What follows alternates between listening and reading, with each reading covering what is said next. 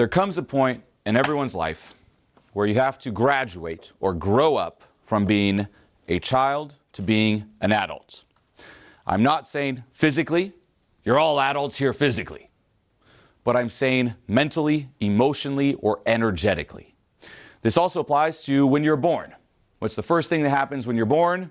They cut the physical umbilical cord, right? Everyone's shocked, like, oh my gosh, that's what they do. However, that is not enough. Every single person must reach a point where, yes, when you're born, they cut the physical one, but as you grow up, you must reach a point where you also cut the invisible one, the energetical one, the emotional one, the mental one, where you cease to taking on this child mentality, hoping that somehow maybe a miracle will happen, like in Cinderella. Where's my fairy godmother that's going to change my life? Where's my fairy Julien mother who's going to change my life? Or someone's going to do it for me, or someday some magical moment will happen, and you have to grow up and start taking charge of your life. Meaning you're the only person who's responsible for your life. There's no parent coming to save you anymore. As a kid, something doesn't go your way. Oh, what's wrong? Your parent's there. Your parent's not coming. What'll happen if, as an adult, you're like, maybe some friends or so on, or even family. Let's say your parent might check up on you at first, and they'll try a couple things, but they're still busy with their lives now. And after a while, you can keep whining, and what'll happen? They'll just start labeling you as the whiner. Anyone here have a family member? Might not be immediate family. It could be a distant relative, a cousin, an aunt, an uncle, so on and so forth. That's kind of the black sheep of the family. Yes? No? Yeah. That's what'll happen. They'll try to help you at first, and you'll reach that tipping point where they'll label you as someone who cannot be helped. And that's just who you are, and you'll be labeled as the black sheep of the family, and they'll just be there, and every time they see you, they'll be a little bit nice, but it's kind of out of pity and like, oh, are you okay? Oh, it's kind of tough, huh? Yeah, you got this. And then they'll shit talk you behind your back. You'll be the gossip topic of family dinners. Like, oh, did you see Ben? He looks way worse than last year. Oh my God, I know. We've tried to help him. He just won't get out of his own way. There's nothing we can do. Oh, it's so sad. And it gives them something to bond over. Your misery becomes the hot topic. And every year they talk about how more miserable your life got. And it excites them. Even though they love you, it excites them. Give us the juicy details. Oh, John texted me and said this. Oh, really? Oh, gosh. Is that who you want to become? The joke of the family? The sad, pathetic joke where people get off on your misery and look forward to it and gossip and text and bond? Literally, your misery is the glue that keeps your family together. What kind of sick existence is that? You die, it's like, what was your impact on the world? I was the glue that kept my family together. None of them respected me, but they all made fun of me, and I gave them some laughter and joy. They bonded over my misery and my pathetic existence, made them feel better about their problems because mine was so much worse. And the worst part is, it was all my fault. And on your death, on your grave, on your tombstone, instead of here lies a person of impact, here's someone who milked life to the fullest, it'll just say, here lies a loser. Here lies the glue of our family. And people might read that and say, the glue of the family, that person must have been amazing. But you'll know. Looking down at that tombstone, your family will know the glue's not what it was meant to be. It's actually a sad insult. It's worse than an insult.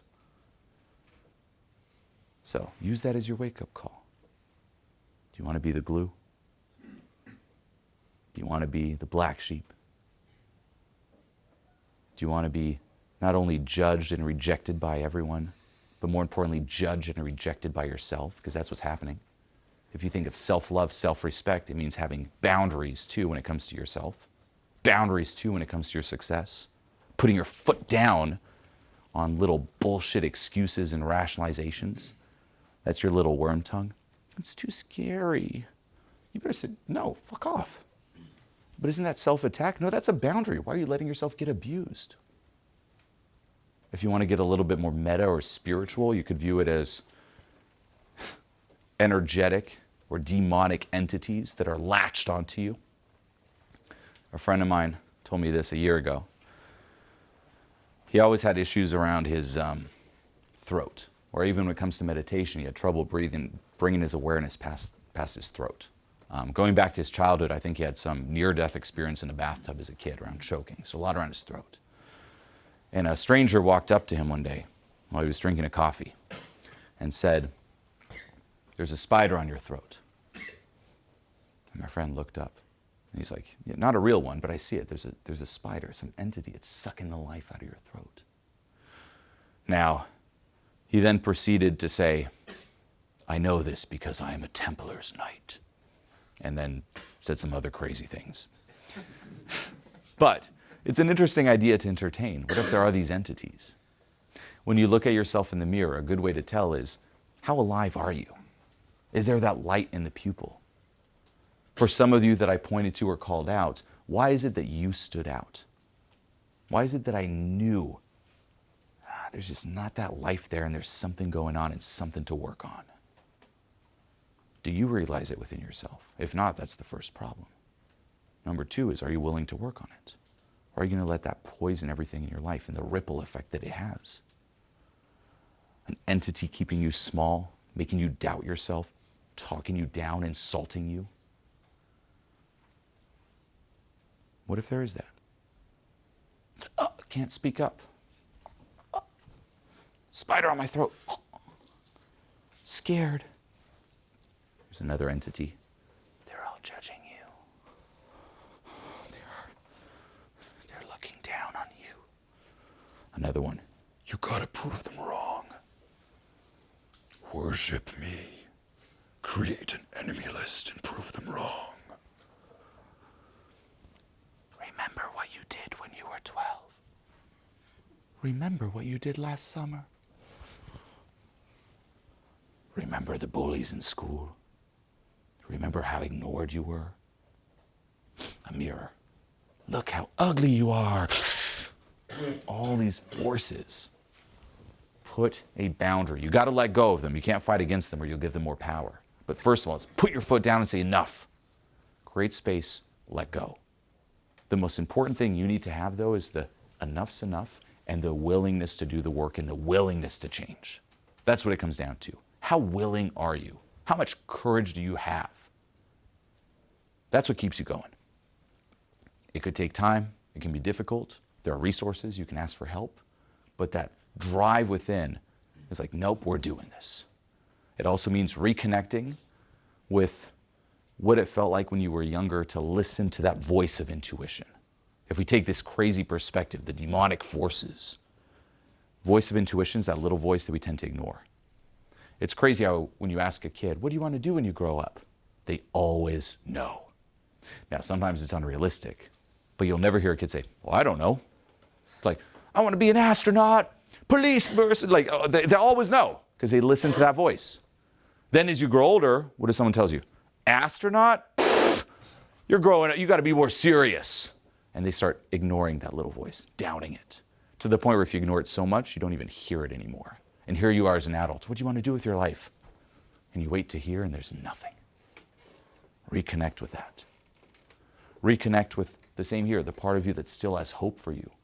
The part of you that led you to this room, that led you to this content. There's a part of you screaming inside saying, you can do it, or you wouldn't be here. If every single part of your being thought that you couldn't make it, you would not be in this room. Now, you can go back and forth, but your job is always bring it back to, why am I here to begin with? And remind yourself of your original intention. This is the harsh truth when it comes to change. It's the big difference between those who make it, those who don't. And those who don't make it doesn't mean they're not always taking action. Like I said, you could be a self-help junkie, a seminar junkie, but if you're just here to consume and to learn, and you're not willing to challenge yourself, if you're not willing to disrupt your comfort zone, embrace even the unpleasant ego death feeling, you won't get very far. It's also why I've said for many years, develop a perverted pleasure in the pain. Now, not what you're thinking, not physical pain, the pain of your ego dissolving. It's not always pleasant. It's a certain texture of pain that leads to relief. Develop a pleasure in that. And that will always be much more, you could say, beneficial in the long run, lead to wholeness, versus trying to avoid it and clinging to the ego. That's selling your soul out for those entities, selling your soul out for the devil. The choice is yours. The people who get ahead versus the people who don't are the people who decide enough is enough. It doesn't matter what other people think of me. It doesn't matter if it's tough. It doesn't matter if I fail. I have no choice but to do this. If your comfort zone still feels peachy, you're screwed. You got to be sick of it. Now, all of you here have experienced some form of that, meaning there's been some kind of moment or event in your life where you said enough is enough. And that's what opened you up to even introspect or work on yourself. It's what cracked your ego open at least a little bit to let some feedback in. Because someone who's just very attached, you probably have friends like this, they're not going to watch content like this. They're not into this whole self-improvement world. You even tell them about that, they're like, well, why do you need that? Why would I need that? I'm already improved. What, our life's all good. That's just for weirdos and losers, right? That's one approach, right? We're like, why are you watching that? Why are you doing that? Well, because they didn't reach that point of enough is enough. There's that saying, misery tends to be the first teacher. Now, funny enough, even in terms of viewing life and the ups and downs and adversity, what it means is, for all of you who experienced that moment that might have been very painful at the time, or horrible at the time, or unpleasant at the time, in hindsight, if you look at your journey, it's what led you here. Everyone has that moment. Now, it might be an extreme one or a slow accumulation of many moments, but you all reach that point where you're like, I'm going to work on this. It's worth it. I'm going to put my ego aside and be open. But it doesn't stop there. Because then you can be open a bit, but the ego will always tend to sneak in the back door. Always. And it never ends. So what does that mean? Even myself, I do a lot of letting go meditations. I have a specific formula or structure that I follow on a weekly basis. But once a month, one thing that I do is a death meditation. Every month. I do not skip it. Meaning, even back to Stoicism, memento mori, remember you must die. Every month, I do a meditation where I imagine that I died right here, right now. And I reflect back on my life. Now, what this does is it can bring very valuable and authentic information up into the light of consciousness. Why? I'm sure you've heard me talk about this. We all have this split within. Things that we keep out of our awareness in order to survive. Information, thoughts, assumptions that threaten our existence or our ego's existence. Well, here's the thing. Say you're lying to yourself for your ego to survive. If you're able to convince yourself that you're dead, there's no longer the need to lie to yourself, right? And very valuable information comes up. So I'll do this. I'll do a death meditation. Imagine I died right now and I reflect back on my life. I reflect back on, okay, well, is there any regrets that come up? I reflect on my funeral. I reflect on the impact I had. I reflect on, am I proud of the life I lived? Am I proud of the person I was? I even reflect on what I did, on my goals, so on and so forth. And it always brings up very authentic data. And I do this, why? As an audit to make sure the ego did not sneak in the back door.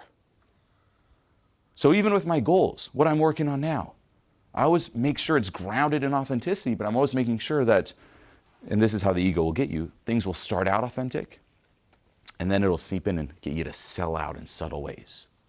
So whenever I'm not sure, even if I am somewhat sure, I'll double check. Or whenever there's a key decision in life, which way do I go? I do this meditation to destroy the ego. Every single time you hold back on taking right action, on working on yourself, where you sell out, oh, I'm scared of what the crowd will think of me. I'm scared of what my friends will think of me. I'm scared of this. Every time you sell out and you do a death meditation, you look back at that moment with regret and disgust. And you realize you got pimped out by your ego. how would you live your life once more in those moments? And that's really the difference between people who get ahead, who work on themselves, people who don't. In those key crucial moments, instead of thinking immediately right now, what do people think? What's future me going to think of this? What's me on my deathbed going to think of this moment right now? And trust me, that'll follow you. There's always times where there's that resistance. The bar will rise. There's still times where myself, there's a little bit of fear or resistance. And I keep bringing it back to that. I let go internally, but mindset-wise is, well, how am I going to think about this on my deathbed? And whose opinion is more important? Some strangers, some NPCs in the movie that is your life, or you? And ultimately, what are you waiting for? If an opportunity is presented and you don't take it, what are you waiting for? And sure, on a spiritual level, you could argue there are an abundance of opportunities. And that's true in one perspective. But on the other side, there also aren't. Don't take them for granted. I've seen too many people fall into the trap. There'll be another opportunity, another one, another one. What? No. Even reflect back on your life. There are tons of different opportunities, but there's always a few that make crucial, key changes in the whole direction of your life. Even decisions you make. We make tons of decisions. How many decisions did you make today? Even from looking to right, left? Tons. But how many change your life? Very few. There's these key, impactful moments where sometimes your gut, your soul just gets a feel for it, and do not let them go. And in the end, it's on you. No one's going to do it for you. No one's going to know what it's like to miss out on them. No one's going to know what it's like to be you. And ultimately, no one's going to care either. They'll just get used to it. And that is back to once more, you must grow up. All of you, you're here in this room. If I were to ask any of you, why are you here? Why are you here? Why are you here? You should know. Otherwise, why are you here? Well, I just kind of stumbled in. Unless you're a random person who stumbled in from the street, like lights, right? Then why are you here? If you don't know, then ultimately you're getting pimped out by self-help. And that's most people. Maybe if I watch enough content, something will change. Maybe if I just show up at an event, something will change. No. You better know exactly what it is you want to change. What it is you want to work on and why you're consuming content, why you're at an event. That's how you make this work for you. Otherwise, not much will. It's crazy. You must have that end goal in mind as well. I compare this to going to a vitamin store. If you go to a vitamin store, pick up any vitamin. Is there a single one you're not going to want? Yes, no? No, every single one you're going to read the benefits. You're going to say, I could use that. You'll read one that says, reduces stress. I'll take that. Good for the heart. I'll take that too. Good for the gut. Probiotics. Oh, that's good. Oh, fish oil. Oh, that's good too. Oh, good for the brain. Oh, great. All of them sound great. The benefits sound great. Now, what if you take that approach? Every single vitamin you pick up, you're like, you're going to overdose on vitamins. Not good. All right, it's like, give me that fish oil. Like that. Not good. What is an optimal way or healthy way of approaching that? What about doing a blood test? Seeing where you're deficient, and that becomes your map so that when you go to the store, you know exactly which ones to get. That's your compass. When it comes to self-help or this type of work, your compass is your win. What you want to work on, where you want to go, what you want to accomplish, what you want your life to look like, what you want yourself to look like. And then based upon that, that's where I want to go. This is where I am. What advice or tools do I need to get there? Here's my blood test. That's where I need to be. What vitamins do I need? Versus, I hope something will work. This one, this one. You better know exactly. And then you better value that above all else.